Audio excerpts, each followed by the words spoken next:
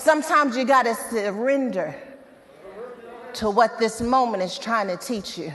I wish I could get over this grief, but I got to surrender to what grief is trying to teach me. I wish I could move over into that next situation, but I got to surrender to what singleness is trying to teach me. I wish I had this. I wish I had that. The seduction of next is ringing in my mind, and yet the only thing I can do is surrender to what now is trying to teach me. I hear God saying there's another level of surrender that he wants to see. I hear God saying that there's another level of subjection that he wants you to see. And when you surrender to now, like Jesus had to do,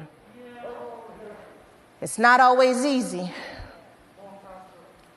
But in the process of that, Luke 2 tells me that Jesus increased in wisdom and stature and in favor with God and men. You see, we don't want to surrender to now because we think we're going to lose something if we surrender to now. And yet this story in the middle of Luke 2 that really doesn't even make any sense shows me that when I surrender to now, I can still increase. There is no sacrifice when I surrender to now. The only thing that now can do is teach me how to increase in wisdom and stature and in favor with God and men. This situation doesn't even look like it could benefit what God placed down on the inside of Jesus, and yet in his surrendering there was increase connected to it. I wish I could say it the way I sense it, but I need someone to understand that when you surrender to now, you don't lose next. When you surrender to now, you don't diminish. When you surrender to now, you don't decrease. God says surrender is the only way to increase. I know what the culture says. I know what they say on social media,